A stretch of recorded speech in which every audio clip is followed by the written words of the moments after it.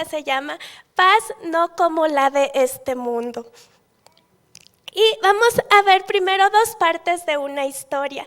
Y la primera parte está en Segunda de Reyes 4, del 8 al 37. Y es un poco largo, pero les voy a resumir. Eliseo siempre pasaba por Sunem y dice que había una señora que era una señora muy importante. Y esta señora siempre intencionalmente cada momento que Eliseo pasaba por ahí le invitaba y le decía: Eliseo, ven a mi casa a comer, ven a mi casa a comer. Y resulta que fue tan común siempre que Eliseo empezó a hacer como, yo me imaginaba cuando leí esta parte, cuando hay personas que escalan montañas, tienen un refugio donde descansan y pueden seguir adelante.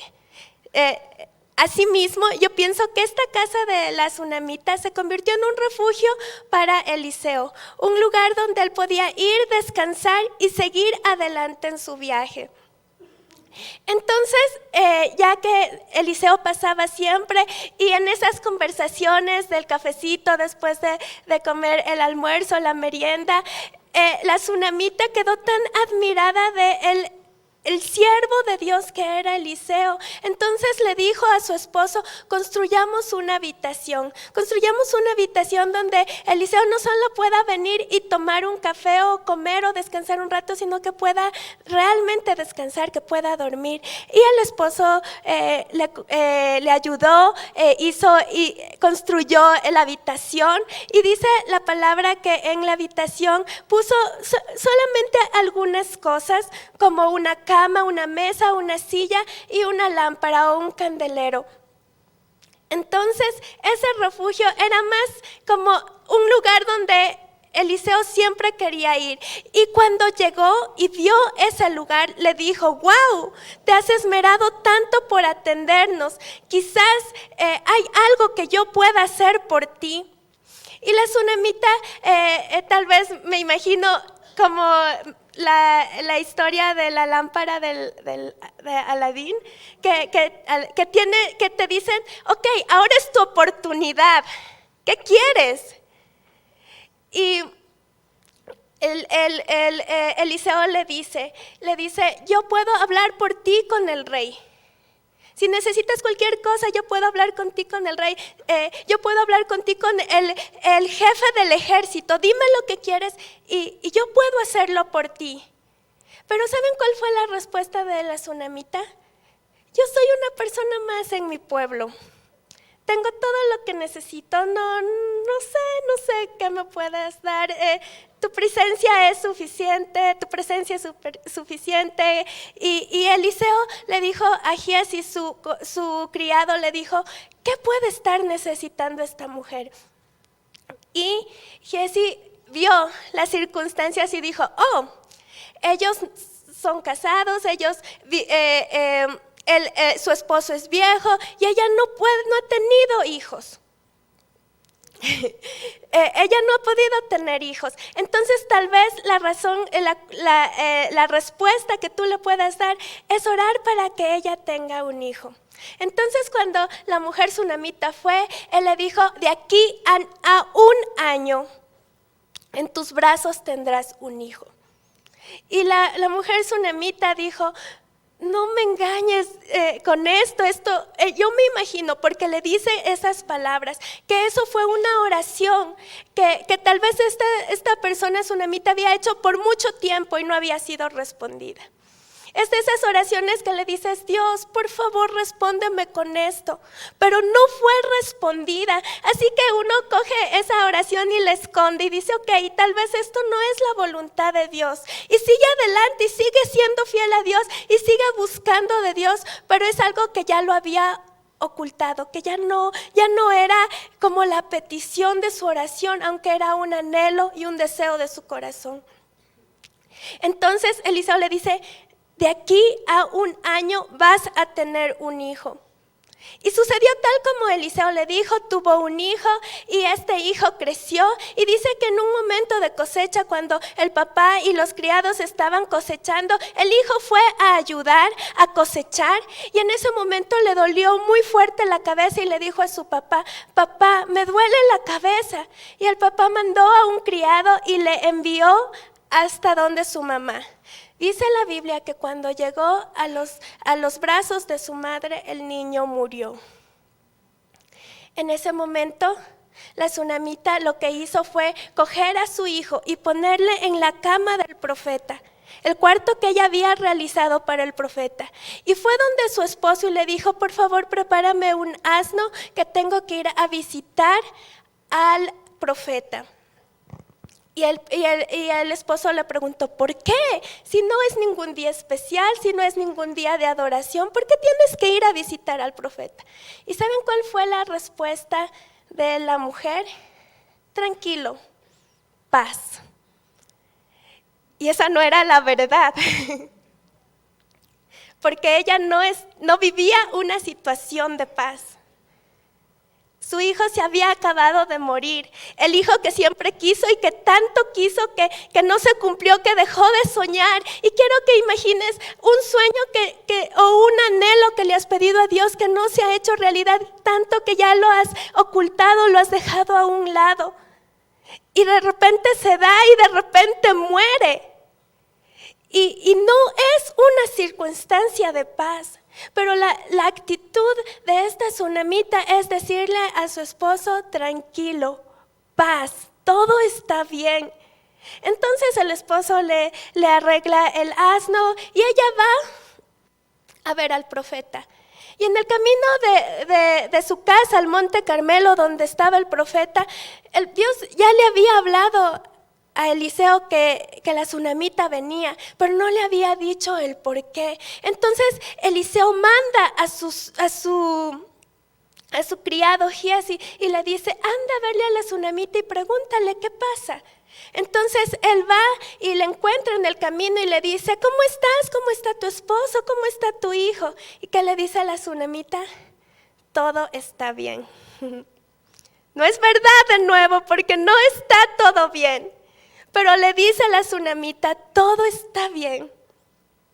Entonces ella va donde el profeta.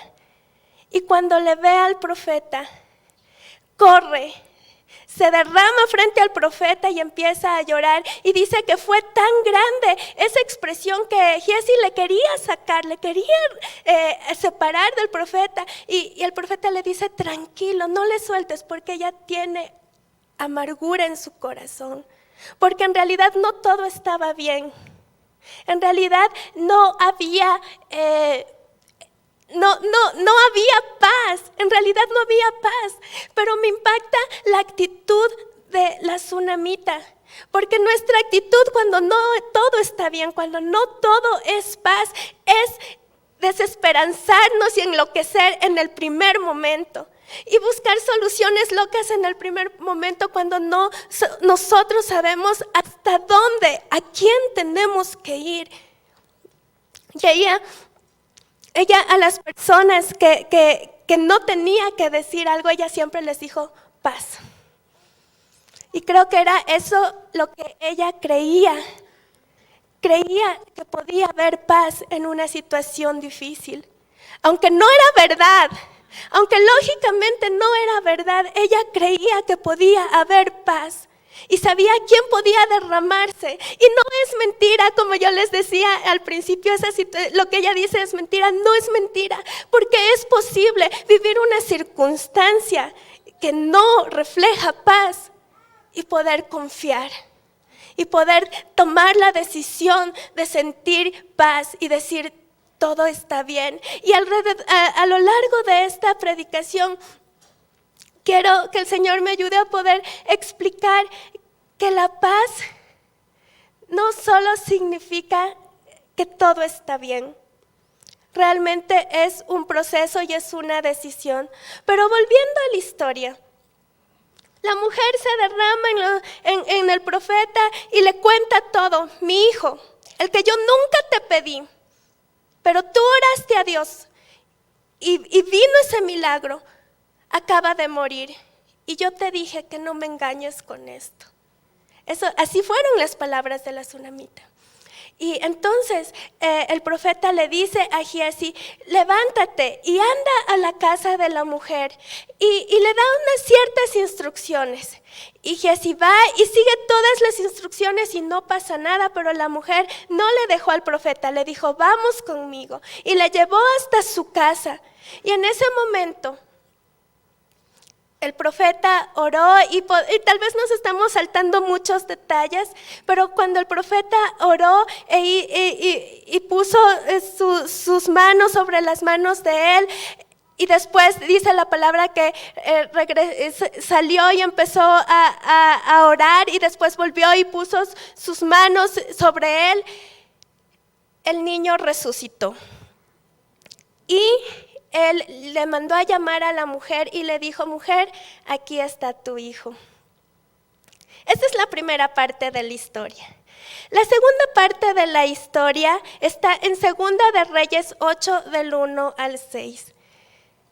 Y como este es un poquito más corto, lo vamos a leer. Segunda de Reyes 8. Dice, Eliseo le había dicho a la madre del niño que él había resucitado, toma a tu familia y múdate a algún otro lugar, porque el Señor ha decretado que habrá hambre en Israel durante 7 años. Entonces la mujer hizo lo que el hombre de Dios le indicó. Tomó a su familia y se estableció en la tierra de los filisteos por 7 años. Una vez que pasó el hambre, la mujer regresó de la tierra de los filisteos y fue a ver al rey para recuperar su casa y sus tierras. Cuando ella entró, el rey estaba conversando con Giezi, el sirviente del hombre de Dios, y acababa de decirle, cuéntame de las grandes cosas que ha hecho Eliseo. Cuando Giezi estaba relatándole al rey la ocasión en que Eliseo le había vuelto la vida a un niño, en ese preciso instante, y vuelvo a repetir, en ese preciso instante, la madre del niño entró para presentarle al rey la petición de su casa y de sus tierras. Miren, señor, el rey, exclamó Giezi, ella es la mujer y este es su hijo, el que Eliseo volvió a la vida. ¿Es cierto?, preguntó el rey. Y ella le contó la historia. Entonces el rey dio instrucciones a uno de sus funcionarios para que la mujer recuperara todo lo que había perdido, incluso el valor de todos los cultivos que había cosechado durante su ausencia. La segunda parte, toda la historia que vimos al principio pasó. Y pasaron muchos años, tantos años que Eliseo ya había muerto. En todos estos años hubo 7 años de hambruna y Eliseo le había dicho a esta mujer, sal de tu tierra y quédate en el lugar donde puedas porque va a haber mucha hambruna aquí. Así que después de 7 años puedes regresar. Y eso fue exactamente lo que hizo la mujer. Y cuando ella regresaba para hablar con el rey, y en otra versión dice para rogarle que le devolvieran y le restituyeran su casa, dice que en ese preciso momento, y por favor quisiera que me sigan con su imaginación en esto, porque la mujer está llegando de un país lejano, ella siendo migrante extranjera, no sabemos si le fue bien o mal, pero ella estaba regresando para rogar por sus tierras. Tal vez no le fue tan bien. Y ella llega, y en ese momento que ella está caminando para ir al rey, en el palacio real, el rey está con Giezi, el que fue el criado de Eliseo, y le dice, emocionado, le dice, Giezi, cuéntame todo lo que ha hecho Eliseo, cuéntame todos los milagros, esa doble unción que recibió, todo lo que hizo, cuéntame. Y Giezi le empezó a contar todos los milagros, todas las veces que Dios obró a través de la vida de Eliseo. Y dice que en el momento cuando estaba contándole acerca de una señora que era tsunamita, que Dios le había dado un hijo y el hijo había muerto. Y dice que en el preciso momento cuando le estaba contando que Dios a través de la vida de Eliseo había resucitado a ese niño, en ese preciso momento entra la mujer. No antes, no después, en ese preciso momento. Y Giesi regresa a ver y dice, ¡Rey! Y en otra versión dice, la emoción de Giesi era incontrolable porque le dice, ¡Rey! Llegó, es ella. ¿Sí ve? Esa señora es la que le acabo de contar en este momento. Y ese niño, ese es el niño que Eliseo resucitó. Y dice que el rey dijo, ¿en serio? Y le mandó a llamar a esa mujer y le dijo, cuéntame cada detalle de cómo sucedió eso. La mujer le contó cada detalle de cómo sucedió eso y después le dijo al rey, y es cierto, ¿por qué estás aquí? Y la mujer, porque cuando uno cuenta un testimonio hasta se olvida de todo lo demás. Y dice, cierto, rey. Y de nuevo, es que yo quería rogarle por mis tierras. ¿Qué? Claro que sí. Y dice, devuélvanle sus tierras. E incluso todo lo que ganó cuando ella estaba afuera, que sea restituido a ella. Dos partes de una misma historia. La primera parte, tal vez podemos ver que es una cuestión, es la vida normal, la vida real. Cuando nosotros vivimos una vida con Dios, nosotros tenemos muchas circunstancias que tenemos que pasar y en muchas circunstancias, en muchos momentos tenemos que pasar tal vez momentos de muerte, tal vez momentos de sufrimiento, tal vez momentos en los que en realidad todo parece no estar bien. ¿Y cuál debe ser nuestra respuesta ante esas circunstancias? Paz. Paz. Porque sabemos a dónde correr y a dónde derramar nuestro corazón y a dónde sacar lo que en serio hay en el corazón, porque no se trata de decir, ok, nada pasa, todo está bien, hay enfermedad, no hay enfermedad, no, es cuestión de realmente reconocer sí lo que tenemos en nuestro frente, la realidad, pero poder ir a donde Dios y ahí sacar todo lo que hay en el corazón. Pero delante del mundo nosotros podemos levantarnos firmes y decir paz. ¿Y saben qué? Cuando uno vive esta vida confiando en la soberanía de Dios, sabe que todo el camino y todas las circunstancias y cada cosa que has vivido hasta aquí tienen un propósito. Porque en algún momento llegará el preciso momento cuando es, por ejemplo, como en la historia de la tsunamita, fue en ese momento. Ella no sabía que la muerte de su hijo iba a ser el testimonio para que en el presente Dios le abriera las puertas para recuperar lo que había perdido. Y con esto quiero decirte que lo que estás viviendo hoy puede ser preparación para lo que tú necesites en el futuro. No menosprecies tu presente porque puede ser preparación para lo que Dios quiere hacer contigo en el futuro. En la primera parte de la historia, la tsunamita vivió en paz. Y ahora quiero decirles cuál es este significado de paz. Paz es acuerdo, fijar o pacto. Paz es tranquilidad que produce ausencia de conflicto. Y esto produce estabilidad, tanto interna como externa. Así que paz es un acuerdo, es decir, es una decisión. Es un pacto, es decir, es una decisión. Y esta decisión, cuando la haces 100%, produce tranquilidad, ausencia de conflicto, que produce estabilidad, tanto interna como externa. ¿Cuántas veces nosotros necesitamos paz?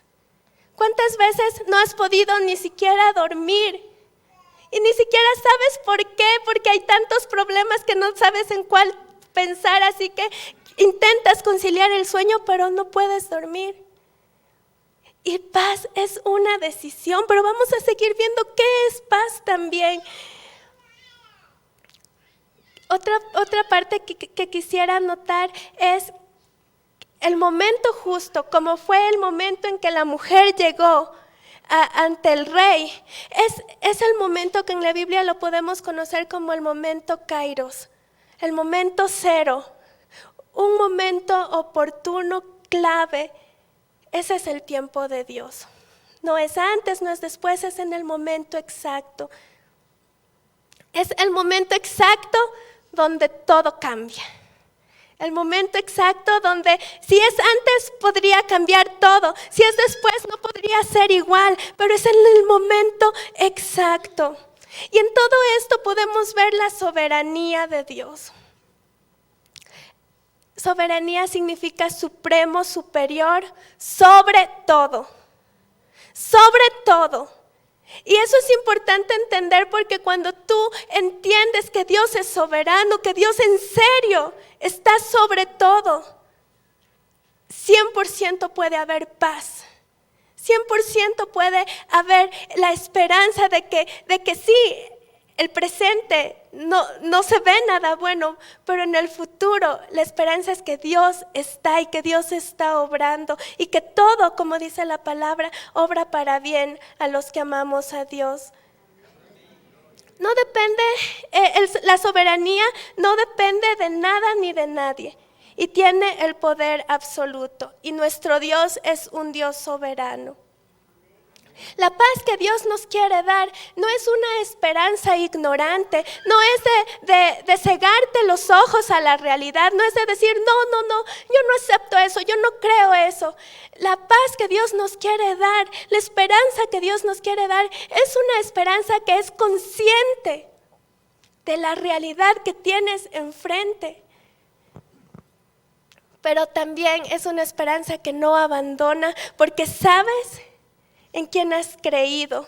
Y la paz no son respuestas. No es que, yo tengo paz de tomar esta decisión porque Dios me respondió a esto. La paz no es, yo tengo paz de tomar esta decisión porque tengo la confirmación de esto. Sí está bien, pero eso no es paz. La paz es una persona. La paz es Jesús. En Isaías 9:6 podemos ver cuando se profetizó acerca de Jesús y dice, Él es admirable, Él es consejero, Él es Dios fuerte, Padre eterno, Él es príncipe de paz. Tu Dios es príncipe de paz. Tú no tienes que buscar la paz porque la paz vive contigo. Jesús, cuando Él vino a esta tierra, desde el inicio, Él vivió en carne propia lo difícil que como seres humanos es mantener la paz y la esperanza. Cuando Jesús vino a la tierra, Él no vino a nacer en cuna de reyes. Él vino a nacer en el vientre de María, con José. Ellos eran de una clase social baja. Justo en ese momento, ellos eran como subordinados de los romanos y el emperador romano había dicho vamos a hacer censo. Así que ante todo esto, María embarazada a punto de dar a luz tiene que viajar a Belén. Llegan a Belén, en ese momento no habían buses, no habían carros, en burro. En burro, si soplaba viento, si el burro se caía, tenían que levantarse y seguir caminando. Cuando llegan a Belén, José empieza a golpear puertas. ¿Hay posada para 2 personas? Quizás 3. No hay. Por favor, necesitamos. En serio, yo me imagino al inicio, José, ok. Buenas, quisiera traer una habitación, no hay. Y al final, por favor, le ruego, dennos una habitación. Mi esposa está a punto de dar a luz y nadie nos recibe. Y quiero que te pongas en el papel de los dos porque no era una situación de paz. Cuando nosotros cantamos noche de paz, noche de amor, ese momento no era ninguna situación de paz. José estaba desesperado golpeando puertas para que le recibieran a María, para que pudieran tener un lugar digno donde naciera Jesús. ¿Y saben qué? No encontró. Una persona les dice, tengo un establo, ahí guardo los animales. No es lo ideal, pero está un poco limpio. Es como decir, te presto mi garaje, está ahí mi carro, algunas cosas de la bodega. ¿Cuántos tienen su bodega como su sala? Nadie, ¿verdad? Aunque uno puede decir, está limpio, nunca va a estar tan limpio como para recibir a un bebé. Y le dice, tengo esto, ¿quieres? José era la única opción. Y yo poniéndome en los zapatos de José, le hubiese dicho, Dios, estamos luchando solos con algo que no te pedimos y tú no ayudas. No ayudas porque estoy golpeando, estoy haciendo mi parte y no ayudas. ¿Qué noche de paz estamos hablando? Y en ese momento, en un momento que frente a todo pronóstico no podría haber paz, nació el príncipe de paz. Amén.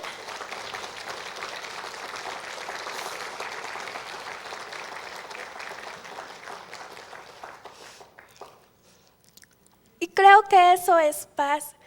Vivir una vida con retos, desafíos, sin sabores, que a veces representa la vida, pero en plena confianza que detrás de todo hay propósito. Detrás de todo lo que vives, no hay sufrimiento, no hay dolor, no hay tristeza que para un hijo de Dios no tenga propósito. Y eso te tiene que dar la esperanza de en el presente vivir en paz. Hay propósito. Podemos tener la paz de confiar de que Dios tiene el control y que Dios todo lo puede usar para bien. Después de que Jesús nació,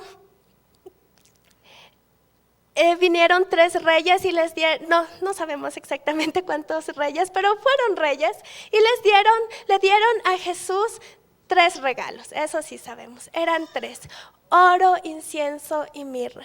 Eran regalos para reyes. Esos regalos no los podía tener cualquier persona.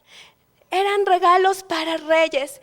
Y estos reyes le dan este regalo tan grande y tan costoso a Jesús, a sus padres que eran solamente carpinteros.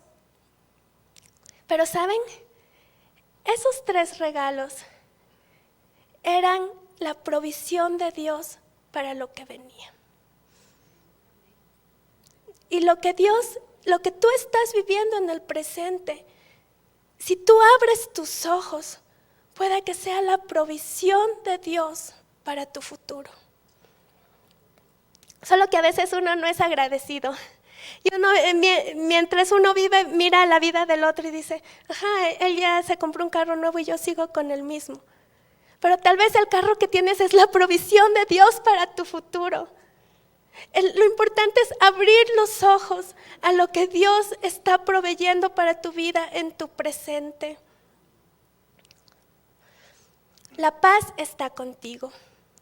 Así que podemos pasar momentos en paz cuando le tienes a Jesús, el príncipe de paz, el que vino al mundo y experimentó los sufrimientos humanos, pero él siguió manteniendo la paz porque Él es paz.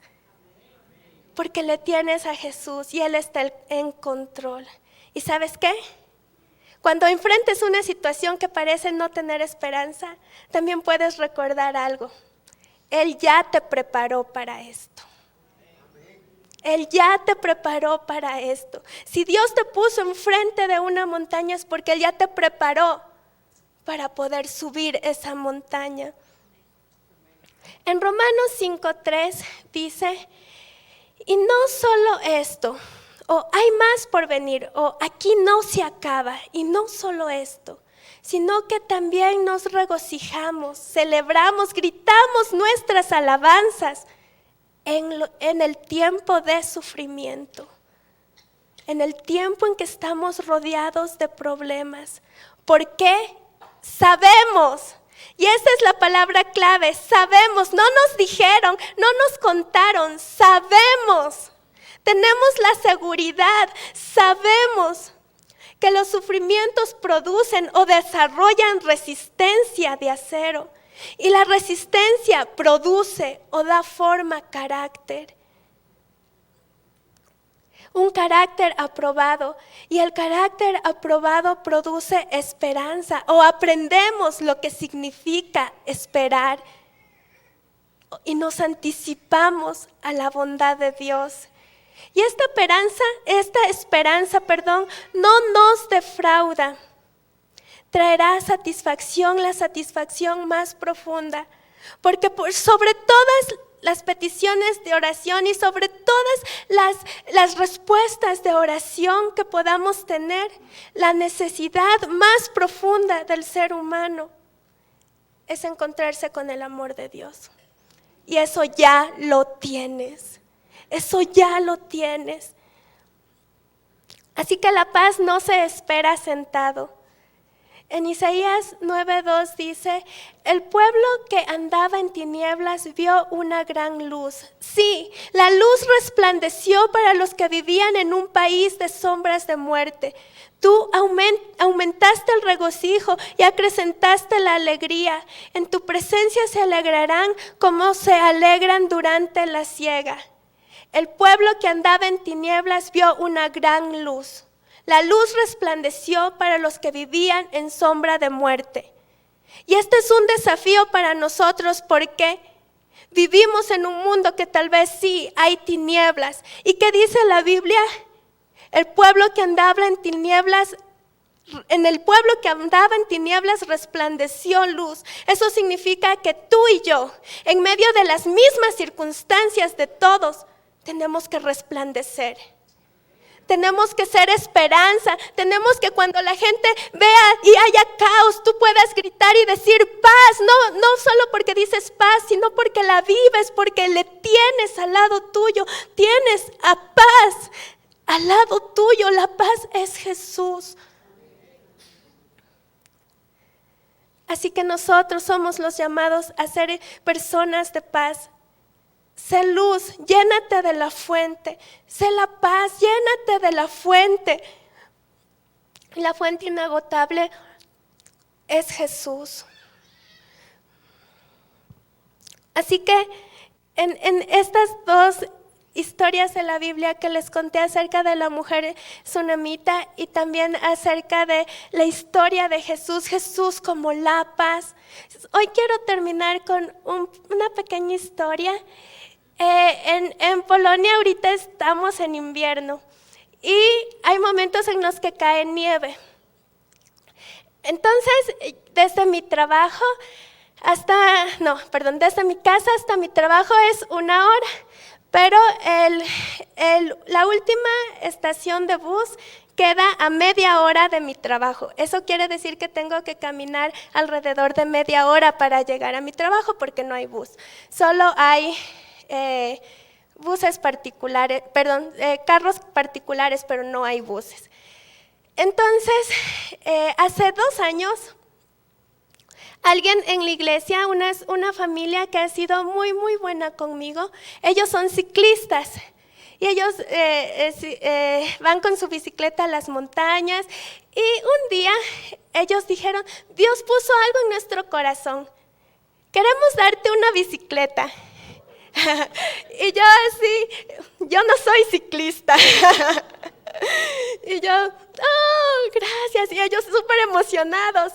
Y sabemos que tú también eres deportista porque yo danzo. Y yo sí. Y sabemos que vas a usar mucho esta bicicleta. Y vas a recorrer Varsovia. Incluso ya me invitaron a las montañas. Y yo sí. Muchas gracias por la bicicleta, gracias, sí, la voy a usar, sí, gracias. Así que cogí mi bicicleta, llevé a mi casa. 2 años no la usé. Entonces yo hasta en los momentos de crisis, cuando uno quiere regresar al país, yo decía, ok, ¿cómo me regreso con esta bicicleta? Pero en un momento, cuando empecé a trabajar en esta escuela, me di cuenta que ese recorrido que camino a pie media hora lo puedo hacer en 10 minutos o menos en bicicleta. ¡Tic! La idea. Entonces dije, ¿por qué no?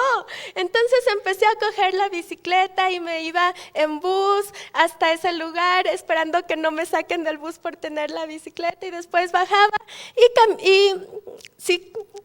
cicleaba esos 10 minutos hasta llegar a la iglesia.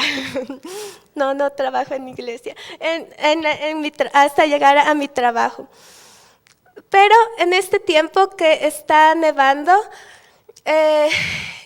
un día, una madrugada que yo tenía que ir a mi trabajo, recuerdo que, el día anterior yo había estado estudiando y me había acostado tipo 3:30 de la mañana, y me tocaba levantarme a las 5 y salir de mi casa antes de las 6 de la mañana. Entonces yo estaba cansada, estaba pensando en la existencia, estaba diciendo, mientras solamente decía, tengo que ir al trabajo. Me alisté, cogí mis cosas, cogí mi bicicleta, ya lo había hecho varias veces, entonces ya era normal coger la bicicleta e irme en el bus. Y cuando estaba ya cicleando hasta llegar a mi trabajo, yo estaba hablando con Dios y le estaba diciendo, Dios, podría tener una vida más fácil. ¿Por qué tengo que levantarme tan temprano? No he dormido mucho y en este frío estoy en una bicicleta yendo a mi trabajo. En ese momento se me abrieron los ojos y hubo una idea en mi mente: tienes una bicicleta. En ese momento recordé que hace 2 años me habían regalado algo que lo iba a necesitar en ese momento. Y en ese momento mi queja se cambió en gratitud. Y dije, wow, Dios, pensaste en mí, en lo que iba a vivir en este tiempo, lo pensaste hace 2 años y me preparaste. Y mi queja de que sí, la circunstancia seguía igual, no es que ahora me levanto más temprano, no es que ahora duermo más. La circunstancia sigue igual, pero en mis ojos se abrieron a la realidad que lo que estoy viviendo ahora, Dios ya me preparó para eso. Y puedo gritar paz. Y hoy quiero pedirte que te pongas de pie. Y quiero decirte que tal vez tú tienes todo. No, tal vez, estoy segura que tienes todo para afrontar y gritar paz en la circunstancia que estás viviendo ahora. Solo tienes que abrir tus ojos a lo que Dios ya ha provisto para ti. Dios ya ha provisto todo lo que necesitas para gritar paz y ser luz en este momento. Y si es que tú has sido de las personas que no ha podido dormir en las noches, quiero decirte una promesa de Dios. Isaías 53:5. Mas Él herido fue por nuestras transgresiones, molido por nuestros pecados. El castigo de nuestra paz fue sobre Él, y por sus llagas fuimos curados.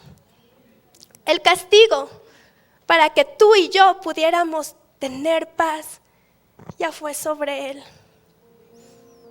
No hay pecado que te pueda robar la paz si tú corres a Dios. No hay nada que te pueda quitar la paz si tú corres a Dios. No hay error, no hay pecado, no hay equivocación que te pueda robar la paz si tú corres a Dios.